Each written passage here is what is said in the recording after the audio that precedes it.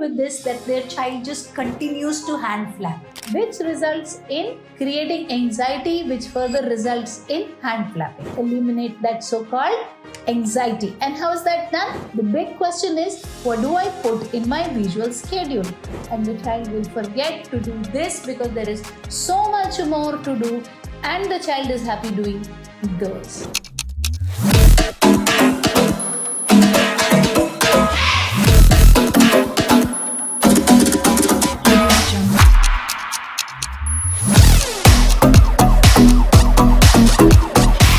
Good evening, my lovely people. Rajni from Sashakt Empowering Lives. So, today, yet another topic, yet another day. For all the new people, I am Rajni Singh, special educator, 17 years now, mother to a 21-year-old adult on the autism spectrum who's doing 2 internships side by side, and I feel so proud saying that every time. One is in our office and one is in a cafe. He's done his hotel management. He's a hotel management graduate and now taking it forward with life.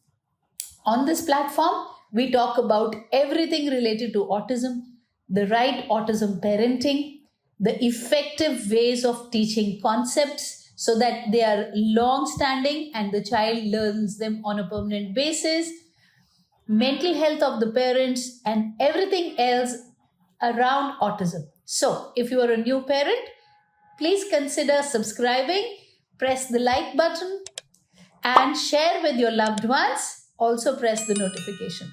Without 1 second delay, let's get started to today's very important topic, that is proven ways to reduce hand flapping. A lot of parents of children on the autism spectrum struggle with this, that their child just continues to hand flap. Now, there are a couple of reasons why this happens. One is the child wants to express excitement and happiness, and the child does it. Another is the child has done it for so many times that it has become a non-functional rigid pattern. In Hindi, also known as gandi aadat. Yeah, a bad habit, a non-functional rigid pattern. A lot of people say it is a way to reduce or release anxiety. Again, everyone has a right to their opinion and I don't question them. But my point is, anxiety happens because of what? Anxiety happens because a child does not know how to spend their time, is all by themselves, is bored, does not know what's going to happen next in life, and does not have enough language to go back and say, Mama, I am bored, or Mama, I don't know what to do. They don't have that language skill, which results in creating anxiety, which further results in hand flapping. So, if we want to reduce or eliminate hand flapping completely, the best way to do that would be to eliminate that so-called anxiety. And how is that done? If you structure your child's day early in the day, and you have a visual schedule where the child knows, well, I have done this. Now, after this, I need to do this. Now, after this, I need to do this. So on and so forth.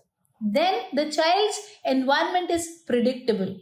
Predictability takes away a chunk of anxiety and makes the child comfortable because the situation is in the child's control. Now, using a visual schedule, you structure the child's day. The big question is, what do I put in my visual schedule? For that, you need to have an accurate assessment of your child's skill set. What does he know? What is it that I need to teach next? And what is it that I need to take forward? In what order? Eliminate behaviors, increase language, increase social skills, teach self-help skills and academic skills. Now that's the 5 areas you have to work on. Out of these, you have to mix and match one sitting activity, one standing activity, one ADL, one working, one concentration, one talking to the grandparents over phone, the social skills. So you have to mix and match so that the boredom is not there. So when you are working on eliminating hand flapping, then you must have a lot of activities that involve the usage of hands. So while the child is not doing a social, for academics as well as for life skills, the usage of hands comes in very much. Yeah. So what you can do is you can plan more activities, and while the child does that, say for example the writing or pasting the glitters onto a given figure or chopping something, wherever there is usage of one hand, let the child put the second hand inside the pocket. And wherever there is usage of both the hands, get the child to be busy by, let's say, for example, holding the onion and then cutting. Don't let the hands be loose all the time so that the child doesn't know what to do and begins to hand flap. If you can control this by means of these things in the next 21 days and not have a single episode, or maybe one or two or very few episodes, it will get erased as a memory from the child's head, and the child will forget to do this because there is so much more to do, and the child is happy doing those. Always remember, autism is workable. It is a science that deserves to be understood, and children with autism deserve to be treated in the most scientific manner. Yeah? I hope this video was of value. Please try what I suggested and write down in the comment section after trying how much success you got. I love to read your comments, and I shall see you the next week with yet another video.